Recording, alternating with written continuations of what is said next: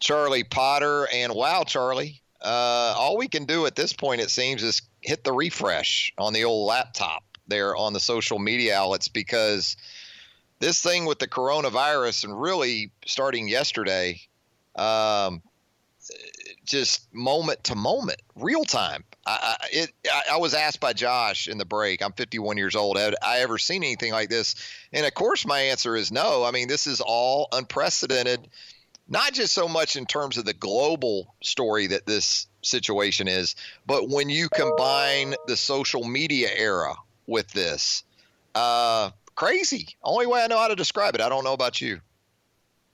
Yeah, it's been really weird to follow, because it has been basically like a minute-to-minute updates, especially today. I mean, you look at how crazy last night was with all the news about the tournaments. You had the Rudy Gobert news. You had Tom Hanks, which, if this coronavirus hurts Tom Hanks, we're going to have to throw hands. But it just seemed like about every 15 minutes or every 30 minutes there was a new update, and it hasn't changed this morning. You have the news of the SEC canceling its tournament. The rest of the Power 5 conferences are doing that as well.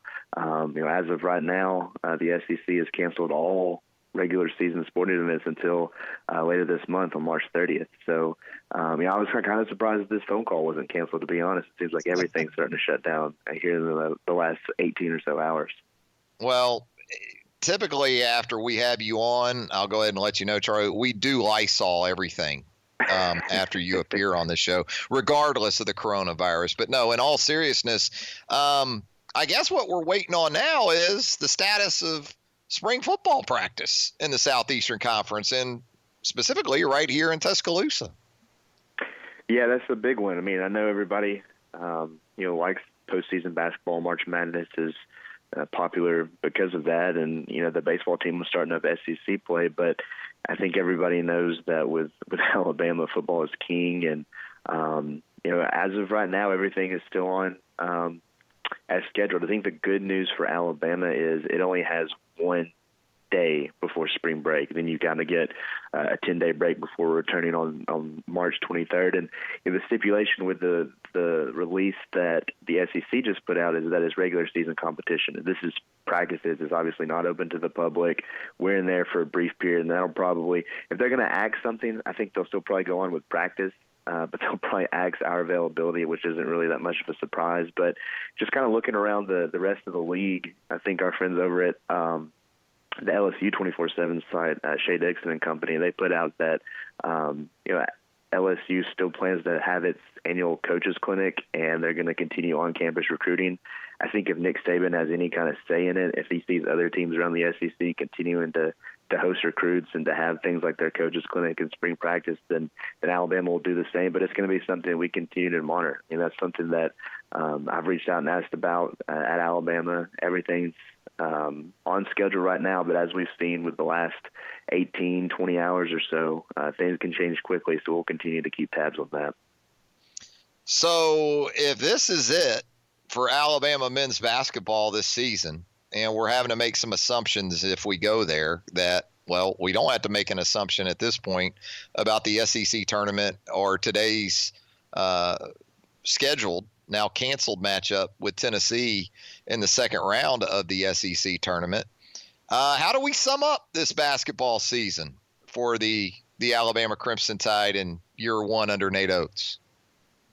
Yeah, I mean, you look at it and you got to think that the NCAA tournament might be next in terms of being on the chopping block. And if it's not, you think the NIT probably will be, just because it doesn't generate the kind of revenue that a March Madness does. But for Alabama, it looks like the season will probably end abruptly. And I think it'll end in disappointing fashion, because I think Nate Oates and company were looking forward to getting to Nashville and to bouncing back in some degree, at least playing a little bit more effort. That's been his MO the last two games, losses to Vanderbilt and to Missouri down the stretch, as the effort hasn't been there. And that's going to be something that's obviously addressed in the off season when they start to meet with players, and you see the roster kind of take shape for the next season, and how Alabama will attack that in terms of adding players and losing players. So I think it ended in disappointing fashion. I think everybody, though, could see at times during the season that this thing was starting to change course from what it has been the last several years. that Nate Oates brings an exciting brand of basketball when everybody's buying in and playing with max effort. And I think he's going to try to get players in there that can do that on a more consistent basis. And you're going to have the guys that were injured and held out by the NCAA back. You're probably going to have some new additions to the roster, before next season. But I think that it is more or less the same of what we've seen in last year, just in terms of that inconsistency. But when they were playing well, they were playing with the best team in the league. And we'll see if they can continue that into next season and build off of that. What's your expectation for Kyra Lewis Jr. In terms of the potential for him returning for another year at Alabama? Yeah, I mean, I think he's a guy that, at the very least, entertains the draft. The good thing with men's basketball is guys can go out and go to combines and things like that and choose to return to school. I think that's a good thing that basketball does, that football doesn't. But I really think that with him, he of all players has played well down the stretch. He's been playing his best basketball of late. I mean, he's a guy that was named a first-team All-SEC by the league coaches and the Associated Press, and that's warranted just because of the way he played down the stretch. So he's a guy that if anybody's going to go out for the draft and stay in the draft, I think Kyra is that player. I think we'll also have to keep tabs on a guy like John Petty, but building off the freshman year he was able to put together, I think people saw that he has a future as a pro, and he was the guy that played nearly 40 minutes every game for Alabama and was their leading scorer and best performer on a consistent basis. So for me, I think that he will entertain that. We'll see. And the good news for Alabama is that if you have a guy that goes out for the draft and gets taken and sticks on a roster, that's only good for recruiting. And I know Nate Oates believes that, and they're going to do what's best for the player. And if that's for him to go pro, so be it. If they get Kyra back for another year, that's also good for Alabama. So I think it's a win-win situation in that regard. If Kyra leaves, who is the central building block for this team in 2020 and 2021 for the season?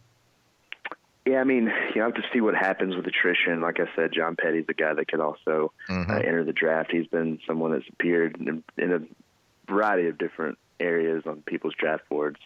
But I think if you look at just the guys will be back, you look at Herbert Jones. He's a guy that when he was on the floor and healthy, Alabama was winning games. I mean, the games that you look back on, especially in SEC play, that Alabama lost, that they should have won, Herb's banged up.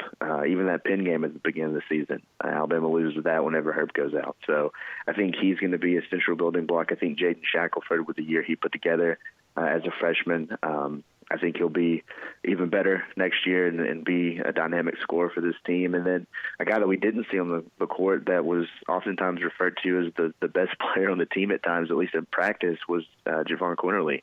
And everyone knows he was held out this year because of NCAA transfer rules. He wasn't granted a waiver.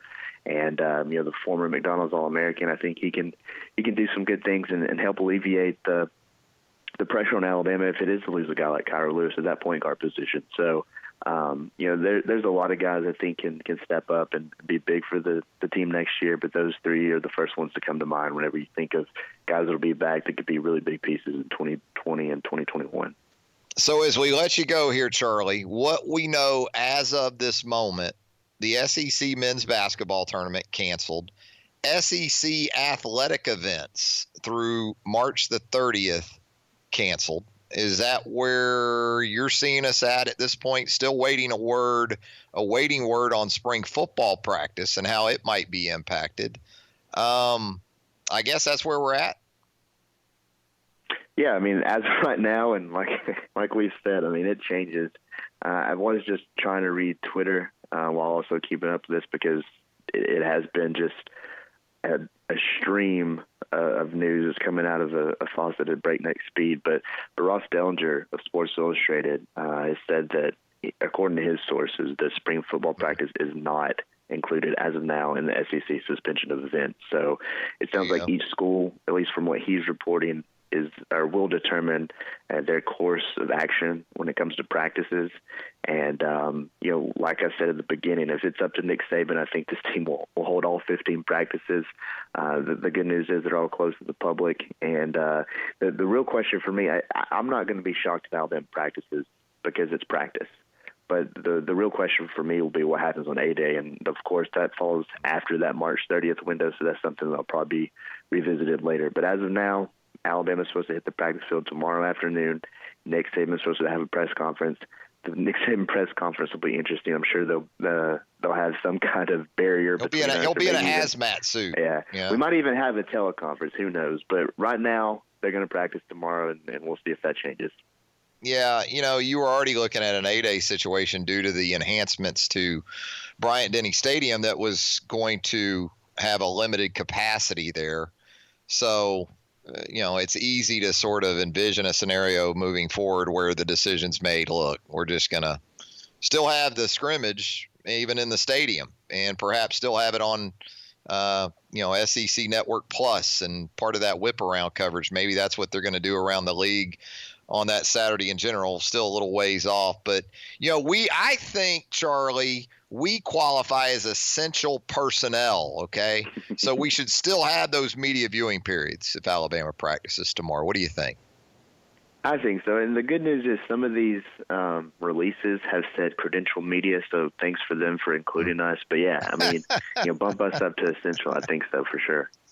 All right, Charlie, in all seriousness, take care of yourself, my man. Wash those hands. Do everything you can. That's all we can do, my man. All right, man. Watch all that studio after I hang up.